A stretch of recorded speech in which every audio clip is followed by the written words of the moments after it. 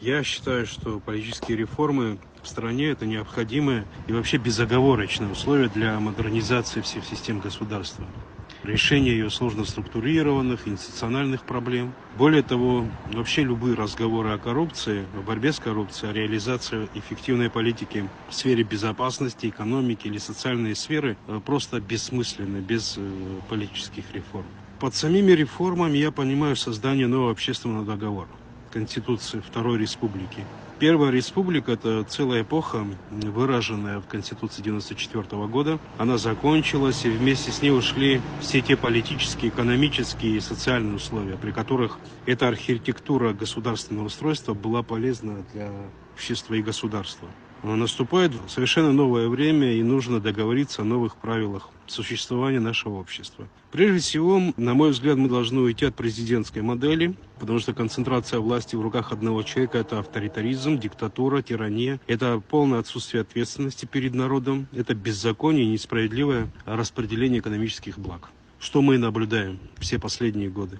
Все те, кто считает, что действующая политическая модель должна сохраниться, на мой взгляд, это люди, которых все это устраивает. Либо они получают экономические выгоды от этого, либо политические привилегии. Поэтому они категорически против каких-либо изменений в этой плоскости. По моему мнению, президентская власть должна быть ограничена. Президент может заниматься вопросами обеспечения внутренней и внешней безопасности государства, внешней политикой, возглавлять Совет Безопасности, оставаться верховным главнокомандующим и главой государства. Всю хозяйственную деятельность государства нужно отдать законодательной власти, которую можно формировать по смешанной системе. По этому поводу есть разные мнения, но я лично сторонник бикамеральной системы, при которой формируется нижняя палата парламента и верхняя.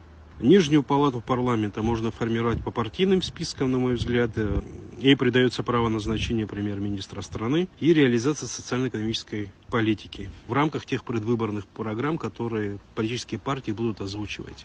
Здесь нужно обязательно подчеркнуть, что партийное строительство в Абхазии, оно было очень сильно замедлено. Фактически все политические партии, которые сегодня присутствуют, лишены какого-то четкого полезного содержания, интеллектуального. Поэтому обязательно необходимо провести в этой сфере реформы. Необходимо усиливать требования, условия ограничений для политических партий. Нужно мотивировать их работу над собой созданиями программных документов, более активное взаимодействие с народом, с обществом. В этом плане любые реформы политической системы без вот этих шагов тоже будут бесполезны.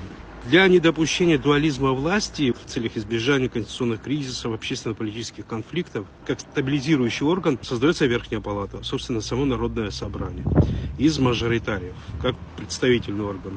Под их контролем, на мой взгляд, должна находиться прокуратура, Национальный банк, общественное телевидение, органы государственной статистики. Верхняя палата должна обладать правом импичмента президента, распуска Нижней палаты и сложения полномочий судей. Таким образом, я сторонник наделения ответственности всех ветвей власти, внесения ясности, кто за что отвечает в стране, упорядочения политической жизни и ухода от вот этой площадной демократии, без наращивания новых институтов. Я сторонник ликвидации всех привилегий и иммунитетов как для президента, так и для депутатов, и предоставления народу большей власти. Что касается формирования Верхней палаты, то ее можно формировать, на мой взгляд, за счет депутатов местных органов власти, предоставив регионам больше политической и экономической свободы. У них должна быть возможность самим избирать себе глав регионов. Эти права, чтобы все понимали, неизбежно создают и обязанности, в том числе и социально-экономические, но без этого никакого стимула для регионов в развитии не будет. К тому же мы не должны забывать, что даже при этой схеме будут сохраняться частичная взаимозависимость регионов от центра из-за дотационности отдельных районов Абхазии. Это, по сути, мое мнение о изменении политической системы государства, самой архитектуры. Есть и другие мнения, которые можно обсуждать, но менять все просто необходимо, иначе государство не выстоит. Настало такое время, как говорил Мартин Лютер, влить в старые меха молодое вино. И последнее, что я хотел сказать, изменение старой модели сегодня невыгодно, конечно, политической элите, так как это нарушает коррупционную систему прихода к власти. Ее сохранение и злоупотребление без последствий для себя.